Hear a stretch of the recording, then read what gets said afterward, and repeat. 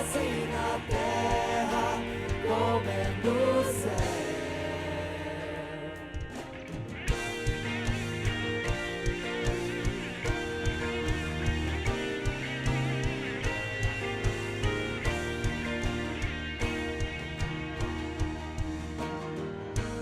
Nosso Pai, que o teu nome seja santificado, venha o teu reino, dá-nos hoje o alimento necessário para viver, pão de cada dia.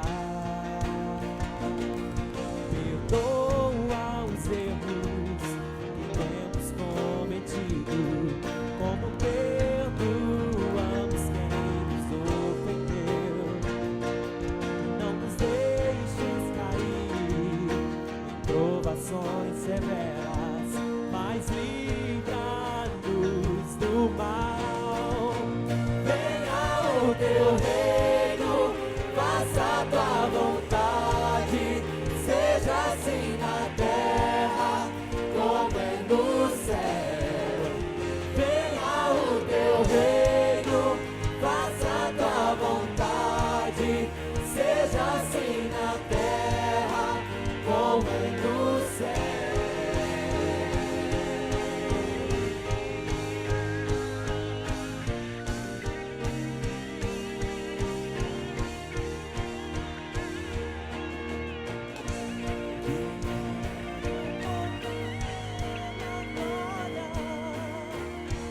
São Deus para sempre,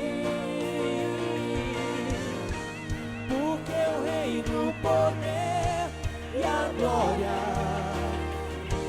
são Deus para sempre.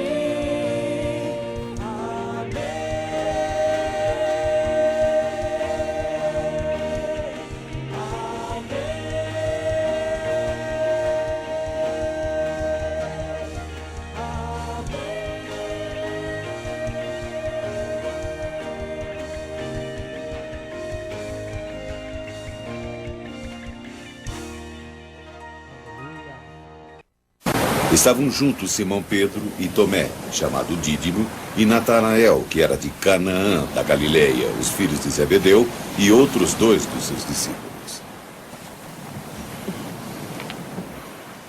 Eu vou pescar. Também nós vamos contigo, disseram eles. Foram e subiram logo para o barco, e naquela noite nada pescaram.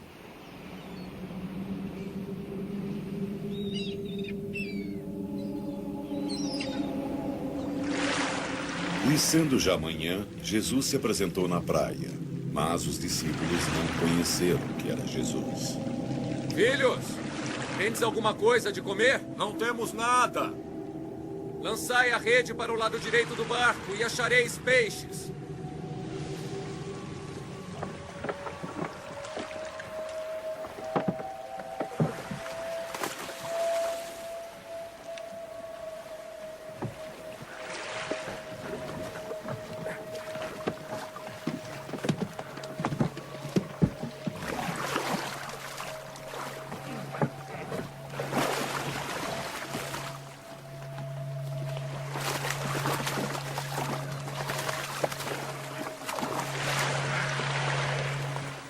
Então aquele discípulo a quem Jesus amava disse a Pedro: Senhor.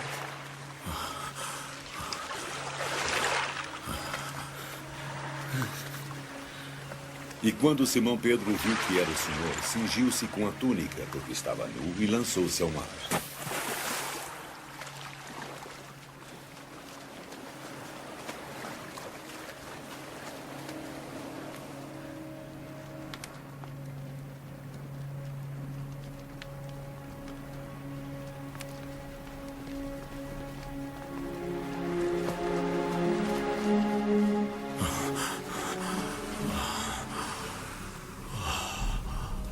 Trazei a mim os peixes que apanhastes. Simão Pedro subiu e puxou a rede para a terra, cheia de 153 grandes peixes. E sendo tantos, não se rompeu a rede. Vinde, comei. E nenhum dos discípulos ousava perguntar-lhe: quem és tu? Sabendo que era o Senhor. Chegou, pois, Jesus e tomou o pão, e deu-lhes também o peixe. E já era a terceira vez que Jesus se manifestava aos seus discípulos, depois de ter ressuscitado dentre os mortos.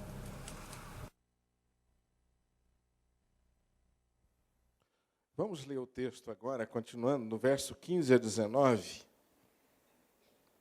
que é a continuação dessa história. Jesus está agora sentado com os seus discípulos e eles estão ao redor de brasas e em cima peixes e também pão. Então Jesus dá a eles pão e peixe, convida eles para que venham comer com ele. Ninguém perguntou quem era ele, porque todos, a essa altura, já haviam reconhecido Jesus. O versículo 15 continua essa história dizendo que depois de terem comido, perguntou Jesus a Simão Pedro: Simão, filho de João, amas-me mais do que estes outros? Ele respondeu: sim, Senhor, tu sabes que te amo. E ele lhe disse: apacenta os meus cordeiros. Tornou a perguntar-lhe pela segunda vez: Simão, filho de João, tu me amas? Ele respondeu: sim, Senhor, tu sabes que te amo. Disse-lhe Jesus: pastoreia as minhas ovelhas. Pela terceira vez, Jesus lhe perguntou: Simão, filho de João, tu me amas? Pedro entristeceu-se por ele lhe ter dito pela terceira vez: tu me amas? E respondeu: Senhor, tu sabes todas as coisas, tu sabes que eu te amo. Jesus lhe disse: apacenta as minhas ovelhas. Em verdade te digo que quando eras mais moço, tu te cingias a ti mesmo e andavas por onde querias. Quando, porém, fores velho, estenderás as mãos e outro te cingirá e te levará para onde não queres. Disse isto para significar com que gênero de morte Pedro havia de glorificar a Deus. Depois de assim falar, acrescentou-lhe: segue-me. Então Pedro, voltando-se, viu que também o ia seguindo o discípulo a quem Jesus amava, o qual na ceia se reclinara sobre o peito de Jesus, e lhe perguntara: Senhor, quem é o traidor? Vendo-o, pois, Pedro perguntou a Jesus: e quanto a este? Respondeu-lhe Jesus: se eu quero que ele permaneça até que eu venha, que te importa? Quanto a ti, segue-me. Então se tornou corrente entre os irmãos o dito de que aquele discípulo não morreria. Ora, Jesus não dissera que tal discípulo não morreria, mas se eu quero que ele permaneça até que eu venha, que te importa? Este é o discípulo que dá testemunho a respeito destas coisas e que as escreveu. E sabemos que o seu testemunho é verdadeiro. Há, porém, ainda muitas outras coisas que Jesus fez. Se todas elas fossem relatadas uma por uma, creio que nem no mundo inteiro caberiam os livros que seriam escritos. Que Deus abençoe essa palavra. Amém. De todas as atitudes que a vida requer de nós, eu penso que uma das mais desafiadoras é recomeçar. A vida requer de nós, vez por outra, esta atitude. Recomeçar.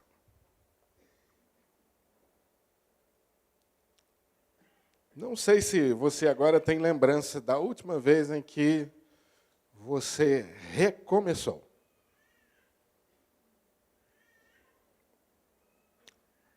Os casais precisam sempre recomeçar, né? Aqueles que já estão casados há mais tempo, talvez já tenham aprendido acerca dessa atitude tão necessária para a sobrevivência e para a felicidade do casal e da família. Recomeçar. Talvez você hoje pela manhã tenha tido essa experiência. Se colocado diante da sua esposa, do seu cônjuge, conversado, feito ajustes, acertado, resolvido, tomado decisões, e enfim, ambos fizeram o propósito de recomeçar. Parabéns. Pais precisam recomeçar. Filhos precisam recomeçar, porque às vezes o relacionamento entre pais e filhos torna-se difícil, conflituoso. É necessário que o pai se aproxime e se disponha a recomeçar. É necessário que, às vezes, o filho se aproxime e se disponha a recomeçar. Relacionamentos rompidos com, às vezes, bons amigos. Precisamos, às vezes, recomeçar. Talvez você tenha na lembrança isso. Ou talvez recomeçar com alguém que não seja tão próximo a você, mas você sente que é preciso recomeçar, que é um imperativo de Deus para a sua vida. Recomeçar relacionamentos rompidos. Às vezes projetos pessoais, projetos na área profissional, a gente precisa recomeçar. Normalmente o recomeço vem depois de uma grande frustração. O texto que nós acabamos de ler nos coloca numa situação muito semelhante a essa. Recomeçar. Depois de uma longa noite de frustração, de decepção, de insucesso, de fracasso, e nós vimos isso nos 2 domingos anteriores. Quanta expectativa esses discípulos desenvolveram durante os 3 anos que estiveram com Jesus. E, de fato, você percebe nesse relacionamento que foi havendo um crescimento, uma aproximação. Foi vendo um crescimento na confiança dos discípulos para com Jesus. Esses homens abriram mão de algumas coisas para caminhar e seguir Jesus. E, às vezes, a vida requer isso de nós mesmos.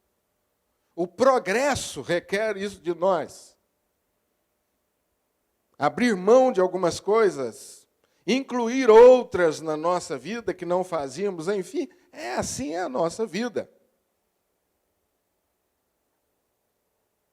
Os discípulos estão aqui vivendo um momento de grande frustração exatamente porque as suas expectativas não foram correspondidas. Porque Jesus havia morrido.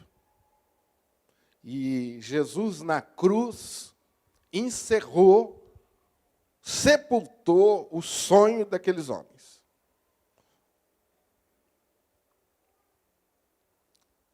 Muito provavelmente, eu creio, aí já é uma dedução baseada até na experiência própria da gente, estava muito vivo na mente desses discípulos a cruz, Jesus Cristo pregado na cruz, aqueles últimos momentos, o sofrimento de Jesus. Os discípulos acompanharam todos aqueles momentos. E atingiu o ápice com a morte de Jesus na cruz. Aquela humilhação sofrida. E pouco a pouco parece que foi desmoronando o sonho daqueles homens. Porque o Jesus que eles estavam esperando não era exatamente aquele Jesus que pudesse ser detido pela injustiça dos homens, mas na visão deles era alguém que de alguma forma iria superar todos os conflitos políticos e ia de alguma forma liderá-los a um outro estilo de vida, tanto no campo social como no campo político.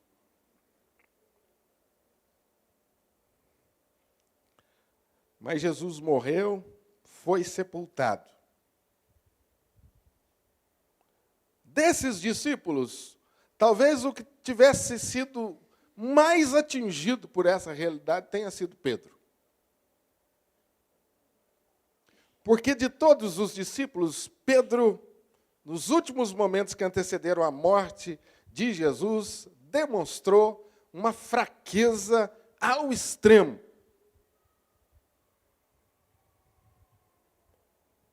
Diante de Jesus, Pedro prometeu estar com ele em toda e qualquer situação.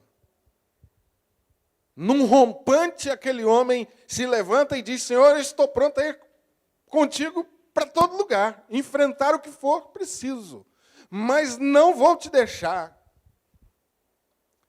E Jesus, misericordiosamente, graciosamente, olha para ele e diz: Pedro, antes que o galho cante, você vai me negar 3 vezes.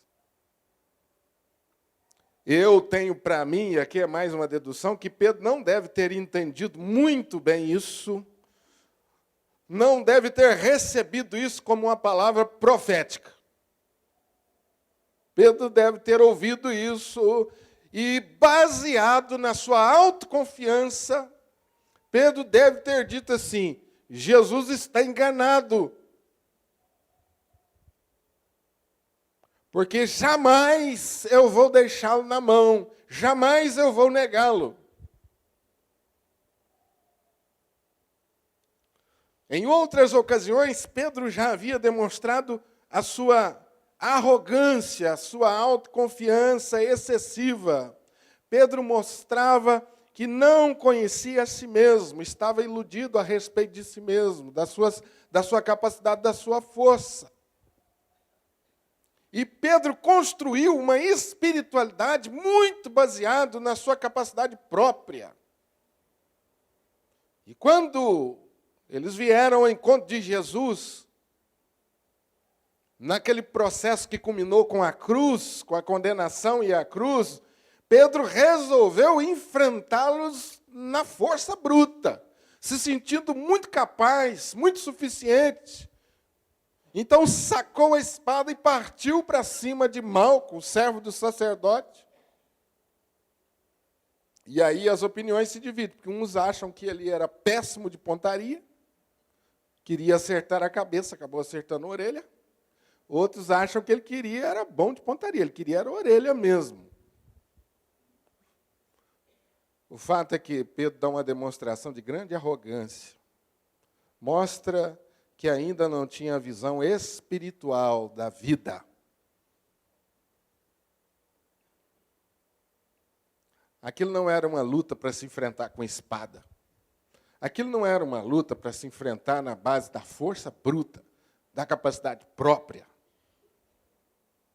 O inferno se levantou contra o Filho de Deus. E Pedro, no alto da sua arrogância, achou que poderia ser o soldado, herói daquela batalha. Pedro dá sinais claros de que está acometido de um mal que, infelizmente, todos nós estamos sujeitos, que é a autoconfiança.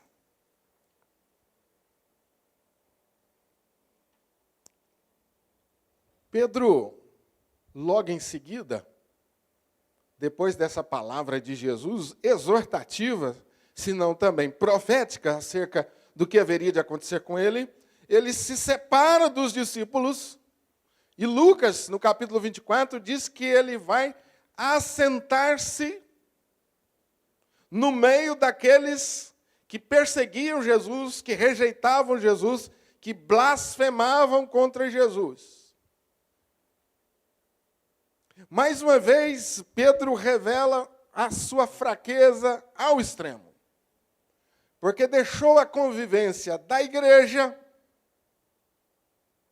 e sabe-se lá exatamente por que assentou-se na roda dos escarnecedores.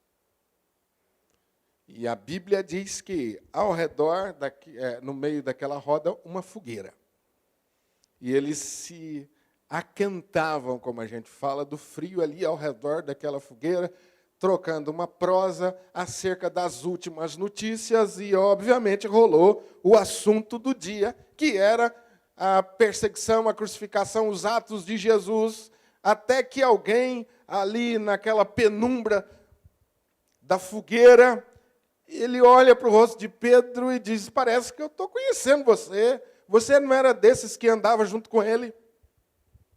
E prontamente Pedro negou Jesus. E foi uma, como se não bastasse, outra vez, e a terceira vez. E ali, naquele clima, naquele ambiente, de noite, ao redor de uma fogueira, Pedro nega Jesus pela terceira vez. E a Bíblia diz que poucos instantes depois, pouco tempo depois, Pedro cai num choro amargo de arrependimento, de tristeza pelo seu erro. Por isso, querido, que de todos esses discípulos, Pedro talvez tenha sido mais impactado. E o versículo 3, mais uma vez, Pedro assume a liderança e exerce a sua influência de forma negativa. Quando ele, frustrado, desanimado, decepcionado, se levanta e diz assim: vamos voltar para a velha vida. Vamos pescar, fim do sonho, acabou. E a Bíblia diz que os outros também foram com ele. E, segundo a soberania de Deus, aquela foi uma noite longa de decepção e de fracasso, segundo a soberania de Deus. Porque Pedro, conhecedor, como era do mar, sabia onde estavam os peixes, sabia a hora certa de pescar, sabia onde lançar as redes. E baseado nesse conhecimento e nessa capacidade, ele falou: vamos voltar para pescar. E os outros foram com ele, porque sabia que dificilmente Pedro erraria a hora e o local. E eles sabiam que nenhum pescador experiente vai para alto mar na hora errada, colocando a sua vida em risco e a vida dos seus companheiros, gastando energia, gastando recursos que eram muito pequenos em vão. Então, quando Pedro se levanta para pescar aqui, tem todo esse contexto de um pescador experiente que não voltava com as redes vazias. Mas, segundo a direção soberana de Deus, aquela noite foi muito longa, de fracasso e sem nenhum resultado. E como é difícil, depois de uma longa noite de fracasso, a gente dizer: glória a Deus. Amém. E aí, Júlio, como é que vai? Está dando tudo errado, mas graças a Deus que Ele continua na direção da minha vida. Mas é difícil isso, né, Júlio? Cantar e celebrar a Deus e continuar firme quando enfrentamos o fracasso. Querido, e uma grande lição que esse texto mostra para mim e para você é que o nosso Deus é soberano também, sobretudo nas nossas longas noites de fracasso. E eu e você, como discípulo, precisamos aprender rapidamente essa lição. O meu Deus e o seu Deus é soberano, continua soberano, quando tudo dá errado, quando nós fracassamos.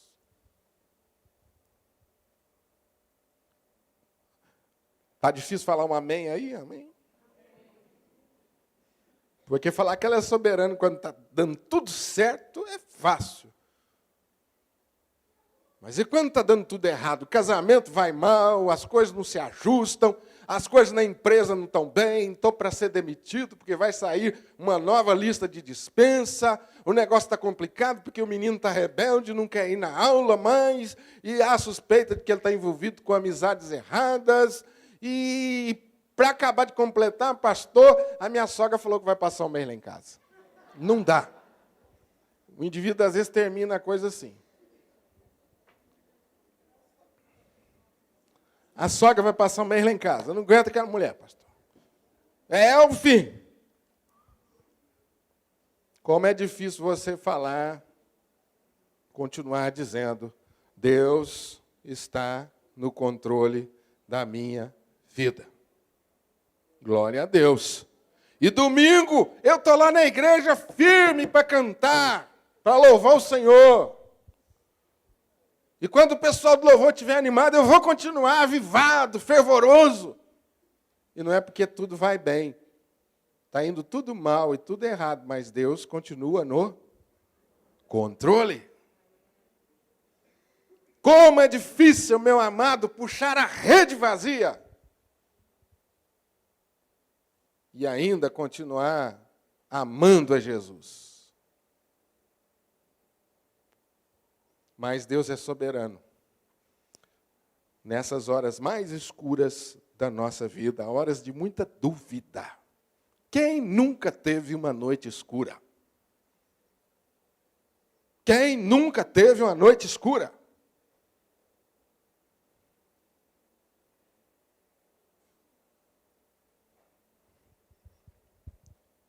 Eu estava numa noite escura na minha vida. E estava escrito num congresso. E eu não estava com vontade nenhuma de ir para aquele congresso. Mas eu resolvi ir para fugir das responsabilidades e para, quem sabe, ter um momento de descanso. Porque às vezes é assim que a gente faz, né? As coisas não vão bem, eu vou mudar de lugar. Não é? Vou mudar de lugar. Achando que isso vai resolver alguma coisa. Mas as coisas não vão bem, vou mudar de igreja, vou mudar de lugar.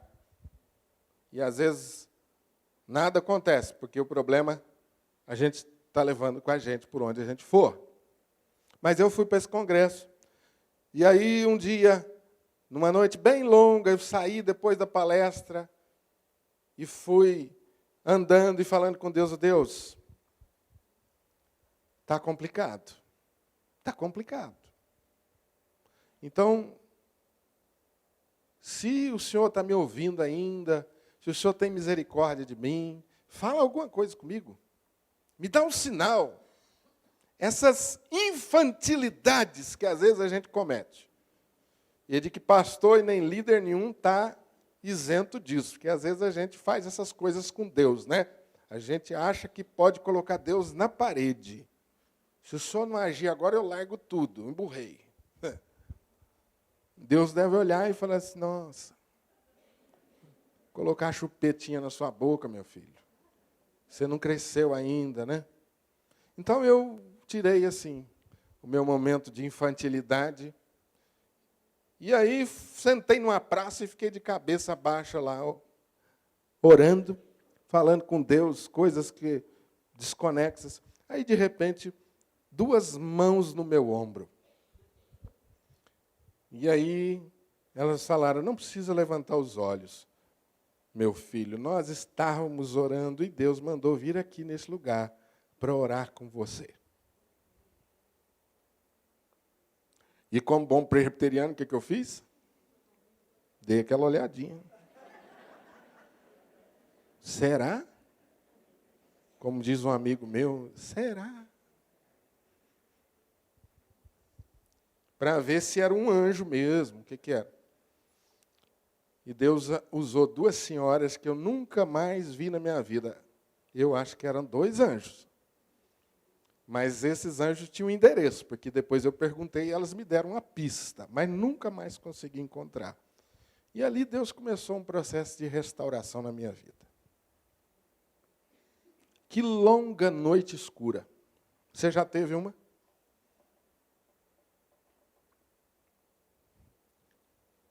soberanamente Deus conduz a nossa vida nas noites escuras. E a noite escura tem um tempo determinado. Hoje Deus falou bastante com a gente sobre isso. O choro pode durar uma noite. Quando a Bíblia diz isso, ele está dizendo, meu filho, o tempo da noite escura, o tempo da solidão, da provação e da frustração, tem um tempo determinado. Isso é para o consolo da nossa alma. Você saber que aquilo vai acabar, uma hora. E que Deus está no controle. E até que o propósito dele se cumpra, a noite vai se estender. E assim foi na vida daqueles discípulos. Mas, meu amado irmão, ao clarear da madrugada, quem estava lá na praia? O Senhor Jesus, vivo. Mas aqueles discípulos ainda não haviam alcançado com profundidade, entendido com profundidade a revelação de Jesus. Como às vezes, meu amado irmão, pode acontecer conosco. Não entendemos com profundidade a revelação da palavra de Deus. E por isso a noite continua. Por isso, às vezes, a noite se estende. Porque a nossa compreensão da revelação de Deus é ainda muito pequena. E a noite escura, ela tem esse propósito de gerar fé no nosso coração pela ação do Espírito Santo. Não é a noite pela noite, mas o Espírito Santo vem nessa noite longa e gera fé no nosso coração. Abre o nosso entendimento, predispõe o nosso ser, predispõe a nossa alma, abre a nossa cabeça. Faz uma limpeza na nossa mente, cheia de malícia, cheia de medo. Porque a noite escura e a rede vazia nos leva lá no fundo. Nos mostra de fato a nossa miséria, a nossa necessidade de Deus. Esvazia nossa mente da arrogância. E era assim que esses homens estavam. Vazios da arrogância, mas também vazios da revelação, até que o Cristo ressurreto se manifesta. Ao clarear da noite, Jesus estava na praia. E a pergunta de Jesus não foi por acaso. Filhos, vocês têm aí alguma coisa para comer? Ou, Pedro, você conseguiu, pescador experiente, algum resultado? Essa pergunta foi para Pedro e para os outros, mas principalmente para Pedro. No seu conhecimento, na sua capacidade própria, qual o resultado que você conseguiu? De acordo com a sua estratégia, com o seu entendimento, até onde você foi? Caminhando no seu esforço próprio, Pedro, até onde você foi? Sustentando, Pedro, a sua autossuficiência, a sua arrogância, o que você conseguiu? Essa foi a pergunta de Jesus quando ele perguntou, vocês têm aí alguma coisa para comer? E eles tiveram de responder com muita vergonha, não temos nada para oferecer para ninguém. Pelo contrário, a nossa rede está vazia. A nossa rede está vazia e nós não estamos entendendo nada que está acontecendo, porque nós somos na hora certa, jogamos a rede na hora certa, no lugar certo, mas ela está vazia.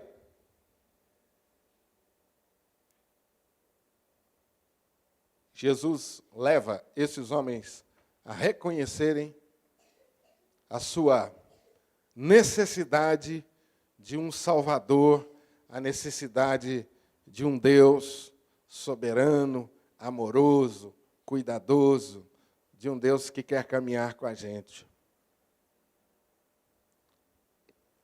Então, Jesus dá uma ordem muito clara aos pescadores experientes: lancem a rede à direita do barco e achareis. E não pense você, meu amado, que aqui você tem uma resposta de obediência amorosa. Você ainda não encontra aqui uma resposta de obediência amorosa, mas você encontra uma resposta de obediência porque não tinha outra coisa a fazer. E às vezes é assim conosco mesmo. Deus vai nos conduzindo para o lugar da obediência. Deus vai nos conduzindo para o lugar da restauração. Deus vai trabalhando conosco o recomeço. Mas nem sempre a nossa predisposição inicial é amorosa, voluntária. Lancem as redes à direita. Que diferença vai fazer? Pescamos a noite toda e não pegamos nada? Vamos lançar à direita, então? O fracasso não pode ser maior, porque maior fracasso do que esse, a noite toda? O que nós temos a perder? Vamos lançar. Vamos lançar à direita e vamos puxar na rede de volta. E se a gente não conseguir nada, fica só entre nós aqui do barco. Se a gente não conseguir nada, não tem problema, porque a gente nem conhece esse rapaz, esse sujeito. Mas assim fizeram, e o texto diz que os resultados foram surpreendentes. Porque quando nós abrimos mão da nossa autoconfiança e depositamos a nossa confiança em Jesus, os resultados são surpreendentes. Aquela hora não era a melhor hora para pescar. Aquele lugar não era o lugar certo para jogar a rede. Mas o Senhor do mar ordenou que os cardumes, ou que o cardume estivesse ali naquela hora e naquele lugar. E ele é tão maravilhoso que ele ordenou só os peixes grandes. Amém? Você observou? Só tinha peixe grande, amado. O milagre aqui, meu amado, não há menor pontinha para você falar que houve uma coincidência. O horário não era o horário adequado, porque eles já tinham puxado a rede, já iam retornar para a praia, encerrou a noite, não dá mais peixe, o sol estava já aparecendo e não era hora de pescar, era hora de estar na praia, lavar as redes e ir para casa, e só voltar para a praia no final da tarde. Mas, sob a ordem de Jesus, meu amado irmão, eles lançaram as redes. E o nosso Senhor Jesus é Senhor dos peixes, é Senhor de todas as coisas ao nosso redor. Ainda não era uma obediência amorosa, mas houve obediência. Obediência baseada na misericórdia. Finalmente, as escamas dos olhos daqueles discípulos caem. E eles começam a ter visão espiritual. Deixam de enxergar a vida apenas na dimensão humana e carnal. Diante da ação sobrenatural, João reconhece que aquele ato, aquele feito, aquele acontecimento só poderia ser operado por Jesus. Então João declara, é o Senhor. Porque quem está acostumado a fazer esse tipo de coisa, gente, é só Jesus, então é Ele. E com certeza João foi ligando os fatos, né? O túmulo vazio, as notícias que circulavam entre eles, assim, meio silenciosamente. Será que ele ressuscitou? Será que ele não ressuscitou? Uma parte acreditava que ressuscitou, outra parte que não. Mas vamos ficar calados, vamos deixar isso quieto. Então, João faz uma ligação imediata. E Pedro, ouvindo que era o Senhor, lançou-se ao mar. Novamente, Pedro sai na frente. E você sabe, meu amado, por que Pedro saiu na frente? E aqui Pedro é exemplar nesse sentido. Sabe por que Pedro saiu na frente? Me diz, Por favor, me responda. Por que Pedro saiu na frente? Pode falar.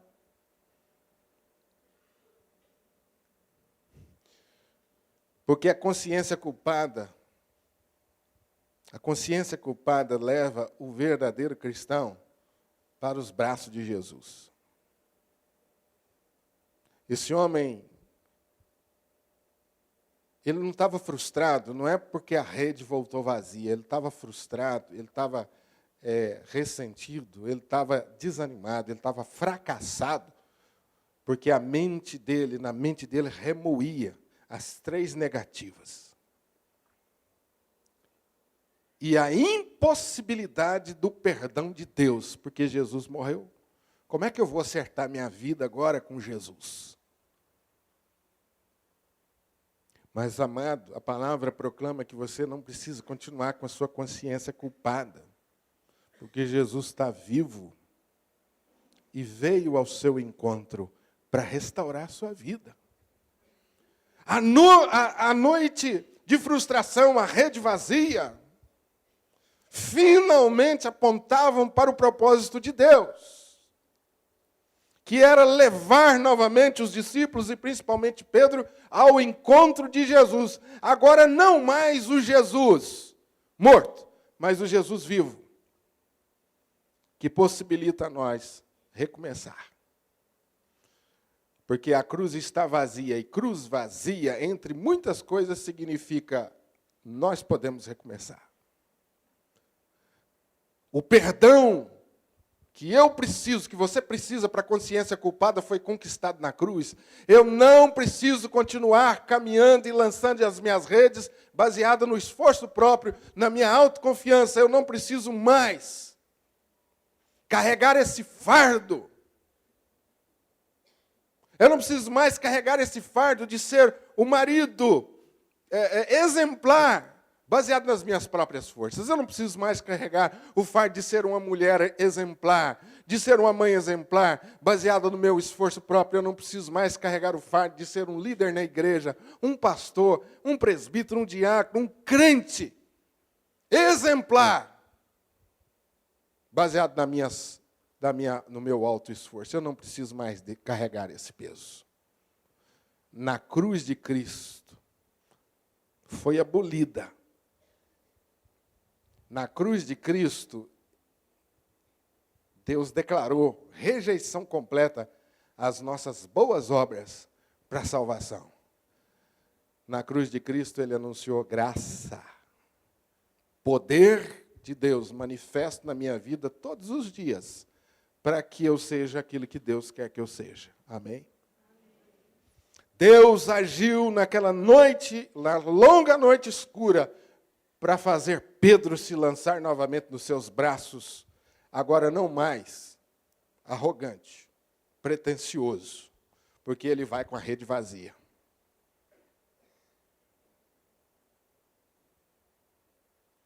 Por que às vezes nós não somos ainda aquilo que Deus quer que a gente seja e nos sentimos tão cansados da vida cristã?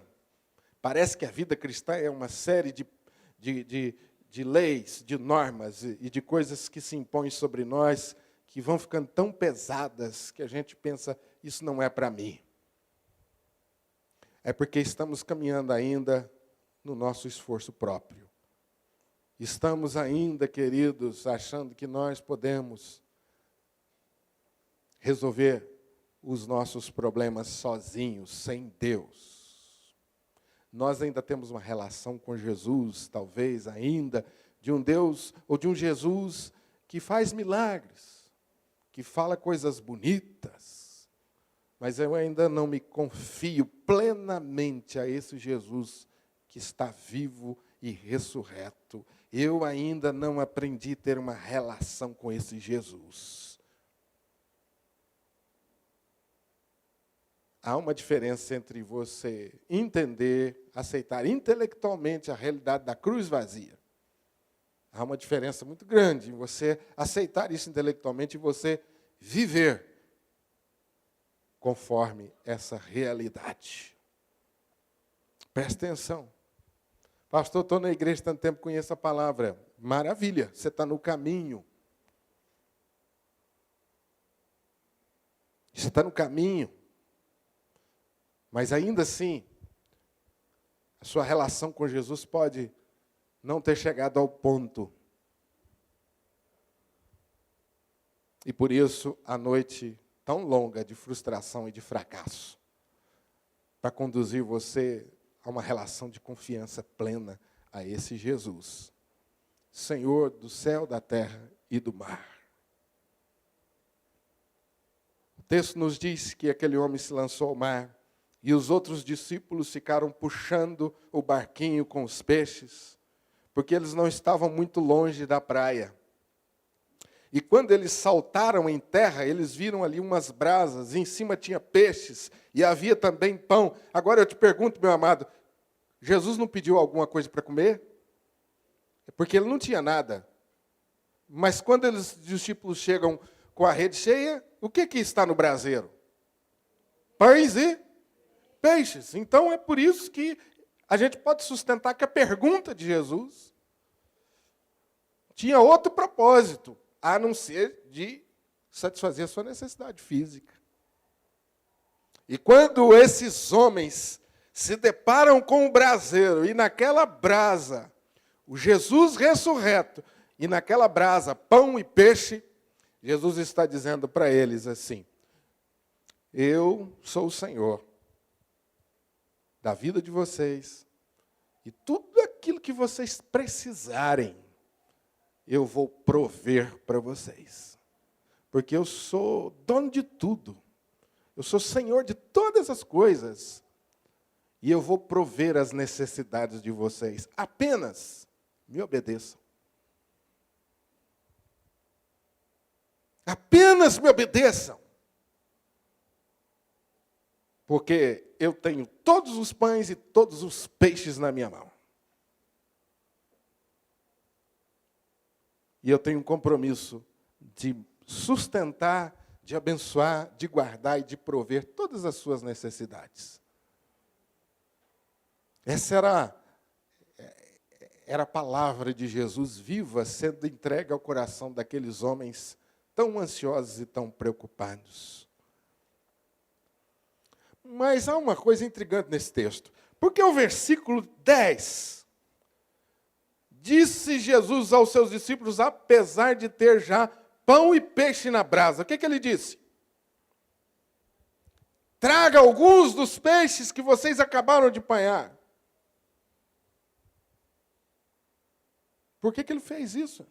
Se ele já estava com pão e peixe suficiente.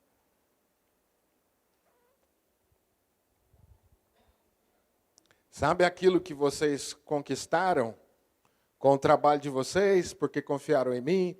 Vocês têm uma pequena participação. Vai lá e sintam o gosto de pegar o resultado. E sabe o que você vai fazer com o resultado? Traga de novo para mim. Amém? Amém ou não? Vocês já estão dormindo? Você é 9h15 ainda. Presta atenção, a rede estava vazia. Agora não está mais, está cheia de peixes. Então eles foram ao encontro de Jesus sem nada. E Jesus disse, volta lá, pega o que vocês conseguiram, depois que me obedeceram, e tragam de volta para mim. Amém? Porque o que vocês conseguiram lá, com obediência, é meu também. Está entendendo, querido? E a partir dessa lição maravilhosa, Jesus teve um encontro bem pessoal com Pedro, fazendo para ele 3 perguntas. Por que 3? Porque foram 3 as negativas. Por que ao redor das brasas se desenvolveu aquele diálogo de Jesus com Pedro? Porque foi exatamente este o cenário da queda. Que Jesus maravilhoso providenciou o mesmo cenário da queda, o mesmo cenário da restauração, desconstruindo na mente de Pedro aquele momento tão difícil e construindo novamente na mente de Pedro um outro cenário. Agora o cenário da restauração. 3 vezes Jesus se dirige a ele com uma pergunta muito clara e objetiva, tratando realmente daquilo que Deus quer de cada um de nós. Você me ama? Eu não estou muito preocupado nos resultados do seu trabalho, Pedro. Sabe por quê? Porque esses resultados, Pedro, são produzidos, são meus, Pedro. Foi eu que produzi os resultados. Eu não estou muito preocupado na sua performance, Pedro. Eu quero saber o seguinte: você está comprometido comigo mesmo, Pedro, até o fim? O seu amor, Pedro, é verdadeiro, é real mesmo. Você está disposto, Pedro, a realmente caminhar comigo, a abrir mão? Eu estou falando, Pedro, do amor ágape, o amor sacrificial. Você está disposto, Pedro? Por 3 vezes, Jesus leva Pedro a refletir. Até que, mais uma vez, Pedro diz: Senhor, não adianta eu te esconder nada, porque o Senhor sabe de tudo. O Senhor sabe que esse amor que eu tenho pelo Senhor é ainda um amor frágil, porque eu sou miserável, Jesus. Eu sou miserável. E aí, então, ele ouviu pela 3ª vez a palavra de Jesus. Pedro, então agora, vai cumprir a sua missão de apacentar ovelhas, de cuidar de gente. Vai, Pedro, cumpre a sua missão. E essa história termina de restauração e de recomeço, quando depois de um diálogo aqui, em que Jesus trabalha na vida de Pedro o fato de que a vida dele, como a minha, a sua, é passageira, e um dia vai chegar um ponto final, nós não vamos viver eternamente. Pedro se interessou por João, e Jesus falou para ele: você não tem nada a ver com a vida do João. Jesus foi bem educado aqui, né? Não foi com essas palavras, mas foi mais ou menos isso. O que você quer saber da vida do João? Finalmente, Jesus olha para ele e diz assim: segue-me. Como que começou essa história? Essa história começou quando eles resolveram voltar para desistindo de seguir a Jesus. Como que essa história termina? Com um homem restaurado, depois de ter feito o que fez, depois de ter caído tantas vezes, mas um homem restaurado por Deus, e agora colocado no seu lugar, lugar de servo, com o objetivo de seguir. Pedro, segue-me. O que eu quero, basicamente? Pedro, em primeiro lugar, tudo que você venha fazer na sua vida, Pedro, o que me interessa é o seu amor. Pedro, tudo que você vai fazer da agora para frente é me seguir. Essa é a sua missão, essa é a sua vida. Esse é o novo propósito da sua vida, a razão da sua existência. E, meu amado irmão, quando você lê as cartas de Pedro, você vai perceber um homem completamente transformado pelo poder de Deus. Não mais um homem que levava a vida no alto da sua prepotência, da sua arrogância, da sua autoconfiança, mas um homem completamente dependente de Deus, um homem curado, um homem restaurado, um homem disposto a usar a vida para a glória de Deus. A cruz vazia permite a mim e a você recomeçar. Não importa o tamanho do nosso pecado e quantas vezes. A cruz vazia, o Cristo ressurreto, caminha comigo, com você, permite que a noite escura se prolongue até que a gente novamente se lance aos braços de Jesus. Os resultados, entrega nas mãos de Deus. Entrega nas mãos de Deus o resultado. Porque quando Ele quiser, a rede vai se encher de peixes grandes. E você vai ter o que oferecer para as pessoas. Você vai ter o que oferecer para as pessoas.